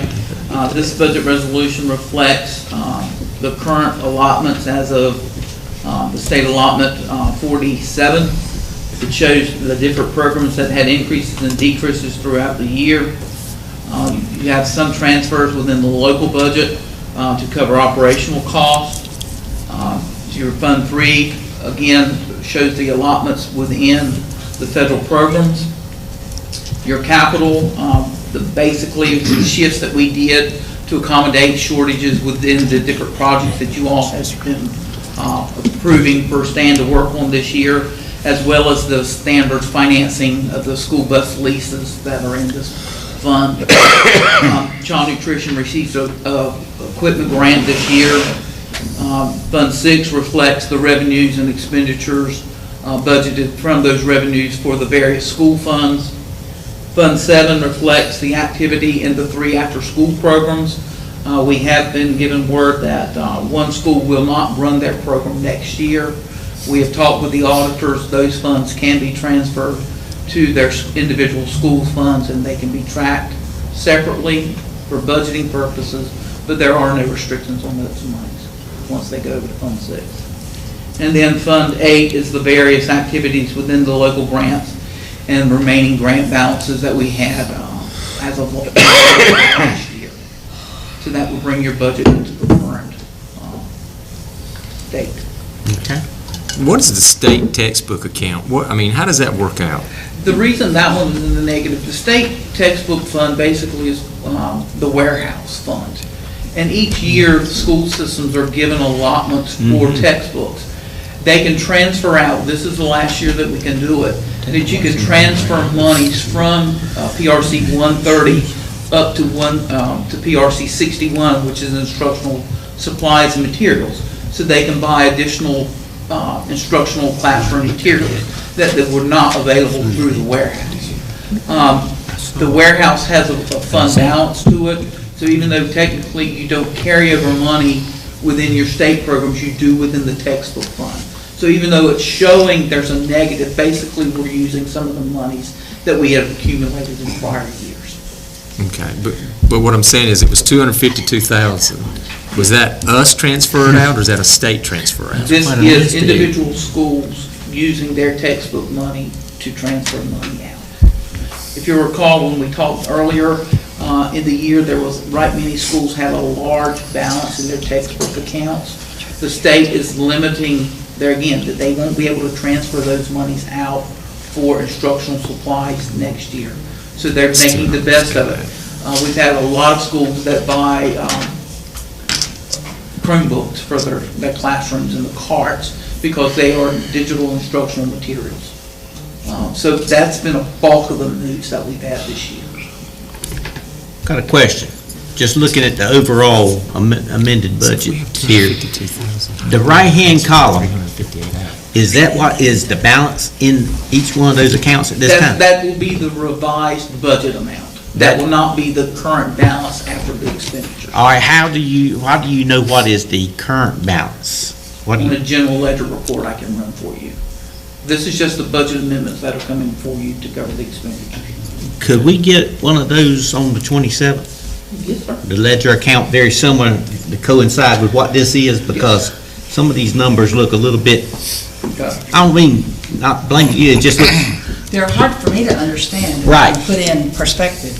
If we could have something to put right beside this page here, what it is, or if you can put it on. That would be great. What the balance, add one more column, what your actual balance is. Keep in mind that on Fund 1, June 30th, those balances will be matched and I won't have true figures because we still have June's payroll to post. Right. And then we have the accruals for the month of July or June for the teachers to post as well. All right, well, how about if we just wait after you get everything pretty well closed out, could you come back with this? I can give you one as best I can for the 20th or 27th, and then I can give you one at year-end close with the auditors, which basically are summarized within your audit. Well, just wait for the auditor first to come back. Okay. All right. Usually I understand money pretty good, but you've got me on this. I'm going to ask you one more question about that, and then I'm going to ask you again. Okay. If we had $252,000, and I understand what you're saying, and I've received calls about that particular fund, that's why I'm trying to get in my mind exactly what went on. How did we allow them to transfer out $358,000? That's all I'm saying. Because I've had that question asked to me, and I couldn't answer it, and I still can't. Okay. In the account this year, we got an allotment of $252,000. Are you saying carryover? You said it's carryover? Yes, the carryover. We had $500,000 in that account from carryover. I didn't book it in here. I was a little apprehensive about booking last year because state money doesn't really have a fund balance. Okay. But if you'd like to see it, I think I ended up. I was asked, I'm just trying to get an answer. So that's why, when you see that they transferred more than they got, they basically, those schools that had gotten their allotment in previous years, one school, I think, got $130,000 that they had accumulated in prior years that they were transferring that this year. Most of the schools had $10,000 to $30,000 that they were running. I know it makes sense to you, but in a short period of time, I'm looking at all these numbers and I just can't put it in perspective. Because when you do a snapshot of it, it looks like we spent money we didn't have, but I know that's fiscally impossible. That's kind of why I'm asking. I want a true figure actually down the road, but not, I know you got to close that project. And there again, that last week, even though we may spend out to maximize dollars, we're looking at the bottom line on that PRC. We may do budget amendments to shift the cover to zero out that after the fact. Okay, all right. I think I understand what you're saying. Okay. Now, it is an action item, folks, so does anybody else have any questions for Mr. Carroll at this time? Honestly, Mr. Chairman, I don't know how to ask them, so. Okay. We'll sit down and let you see the details. No, I so trust you doing this right. Yeah, I appreciate it. Yeah, just because. Well, I want you to understand what I'm doing because I want you to feel comfortable with the numbers. I'm just being honest. I mean, y'all understand all of this. Well, does anybody feel comfortable enough to make a motion to accept this? I make a motion. Okay. Second. All right, got a motion and a second. Is there any further discussion? Any more questions? See you none. All in favor, say aye. Aye. All opposed? Thank you. It's all in your hands, okay? All right. Don't leave us astray with it. That's right. Item 6.3, custodial contract. Mr. Hudson? Is that your name down here, sir? That's what it says. I don't write them, I just read them, that's all. I think I need to give the board an update first before Mr. Hudson starts. I think that's why he was pausing. At last month's board meeting, the board authorized and directed me to try to negotiate a contract extension with Safel, a one-year contract extension. The current contract ends August 31st. In your board materials, you'll see an email from Safel where they are requesting a 10% increase in the current contract price for a one-year extension. The current contract price is $11,490 per month for a total of $136,810.80 per year. If you grant them a 10% increase for the contract extension, it will be $12,540.99 per month for a yearly price of $150,491.88. So that's my update, and then I believe Mr. Hudson has some information to share. Okay. With their increase they're asking, that puts us back at basically what we were paid before under the previous contract. So it's my recommendation that we put out for a new RFP based on their 10% increase they're asking for, and also been communicating with our custodial staff, and they have suggestions of better products that they would like to have. And I know if we add these products to Safel, they will want an additional increase. So my suggestion would be is that we write the RFP and specify the items that our custodial staff say they would like to have, and give everybody a chance to bid back on it. Safel will have the same opportunity, and I have 3 other companies that's interested, that's been talking Brain and Image Supply, and another company, I can't remember the name of it, but we do have a lot of locals that are Eastern North Carolina. All right, you ready for a motion? Yes, sir. I move that we do not accept this and we RFP it back out, and whoever wants it, then bid on it. All right. When does this contract Add in what you August want. 31st. Okay, so we've got time to do We got time to do it. We'll have it out next week. I'll second it. Okay, I think we already got a second, but I appreciate it. I'll do another third. All right, that's even better. All right, any more discussion? Seeing none, all in favor of this motion say aye. Aye. All opposed? Motion passes. Carry on. Thank you, Ms. Edwards. Okay, now I have to ask for a motion to go into closed session. I move that we go into closed session pursuant to General Statute 143-3-11A1 to prevent disclosure of confidential personnel files under General Statute 115C-321, and in order to preserve attorney-client privilege between the attorney and the board, which privilege is hereby acknowledged. Okay, we have a motion, do I have a second? Second. All right, got a motion, and a second, we go to closed session. All in favor of this motion, say aye. Aye. All opposed?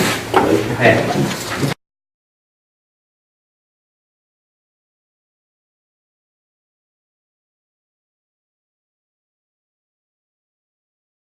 We're back in open session.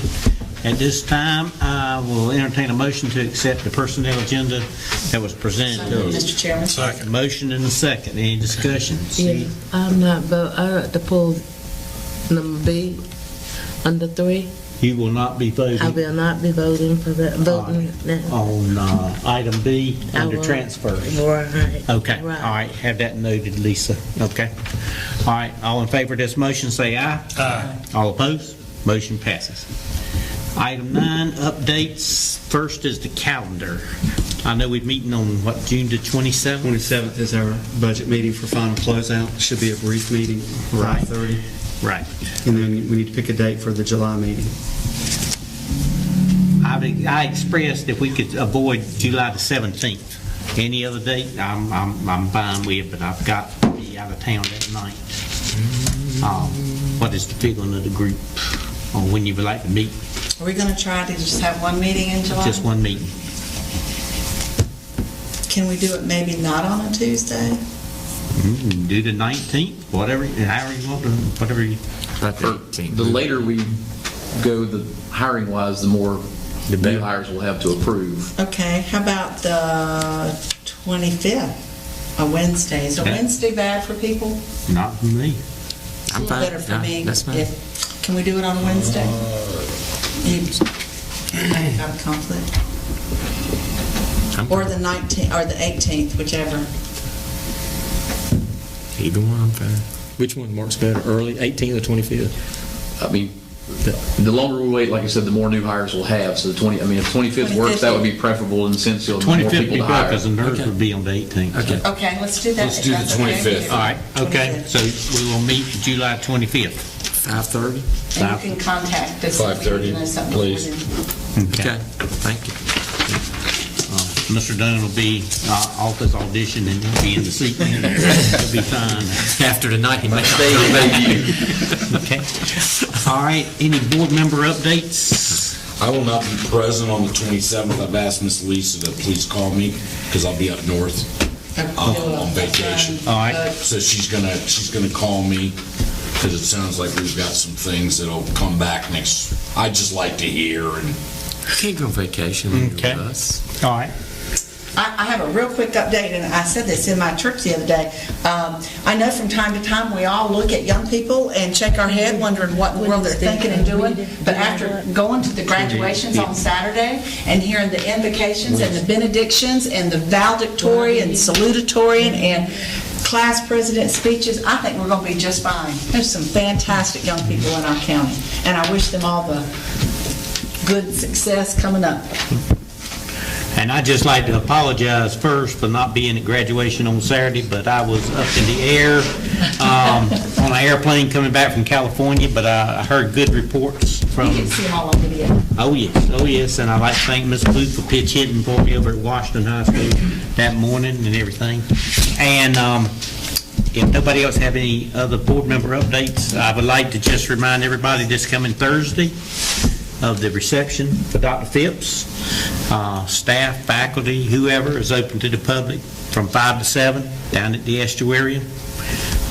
There'll be a floating reception, so anyone can come by and pat Dr. Phipps on the back or say anything you want to say to Dr. Phipps. Get your parting shots in while you got it. But no, he will be here for the budget meeting on the 27th, and like I said before, it's Caldwell's game, Beaufort County's loss, and we do appreciate everything.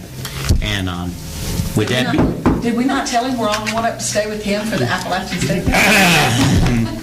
surprise! We're back. If nobody else has anything from the board member side, I'm going to turn it over to Dr. Phipps. I think he's got a few things. I want to congratulate our graduates. As Carolyn mentioned, we had a very busy day on Saturday, and it was well worth it. It just makes you feel good to see the culmination of their work and where they're headed. But also, as we close out a school year, I think we have to say thanks to our faculty and staff members who work so hard throughout the school year to make things successful, and we're grateful. And if I could take a couple more minutes, I've got some stuff I want to read to make sure that I say this correctly. I want to thank the Board of Education for the opportunity provided to me to be here to be a leader. The folks that are sitting on the board now, of the folks that are here, Mac Hodges, ECP, Eltha Booth, and Barbara Boyd Williams, were here back in December of 2009 when I had the opportunity to interview. But Robert Belcher, William Warren, Cindy Winstead, Teresa Banks, Mike Isbell were the folks that were on that original board. And to take a chance on an individual who was unproven, to allow me to come in and have an opportunity to lead and work in the school system is just so much appreciated that there's no way to put into words how I feel about that. So with Terry Williams coming on board, and Carolyn Walker, and Butch Oliver, and Michael Bilbro, and Terry Draper, it's just been, it's a different iteration of a board, but it's always unique, and we've handled those challenges. I want to say Lisa Duke has been an awesome work partner and a person to get the job done. Whatever the job is, she does a great job. And Mark Doan and Andrea Lilly and Greg Singleton, Stan Hudson, Willie Mack Carroll, the folks that have served with me on the cabinet level, their input and candidness is very appreciated, and I feel like it's helped us move along. And there are many, many other BCS employees with whom I've worked closely, and I want to thank all of them, but I'm afraid to start mentioning names because I'm afraid I'll miss somebody by accident. But for our Beaufort County School students, for our employees, school volunteers, county and municipal leaders, department and agency heads, elected officials, and members of the community, which really is everybody, I think, when you look at that list. I just want to say thank you. Thank you for allowing me to serve, and thank you for serving along with me in the roles that we've played. The community and the Beaufort County School Systems has made an impression on me and my family. I've got 3 of my children who've got diplomas from the Beaufort County Schools, and I'm proud of that. I'm proud to have been associated with the school system in this part of the state. My 8.5 years here have provided me with learning experiences, and I hope that over that time period that I've grown personally and professionally to be a better person, and I feel like I can carry those experiences with me. In this job, I learned quickly that you will rarely, if ever, make a decision that everybody agrees with, and that most everyone has a strong opinion about education-related topics. However, when decisions are made for the benefit of our students and improving their educational experience, it's been well worth it. And I want to say, while I'm leaving the county to assume a role in Caldwell County, I'll always have an interest in your work and the success here, and I'll always feel like I've got a piece here in Beaufort County. Together, I feel like we've done great work, but there's still great work to be done. With the leadership of the board and the talent and commitment of team members of the school system, I have no doubt that great things lie ahead. Again, thank you for allowing me to serve you and for welcoming me and my family into the community, and I wish you nothing but good luck and great success in what lies ahead. Thank you all. Thank you. Thank you.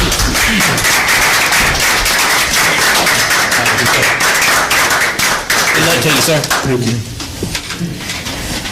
Does anyone else have anything they need to say? I think we've said a lot tonight. I move we adjourn. Got a motion, got a second? Got a fourth. All right. All in favor say aye. Stand up. Okay. Good night.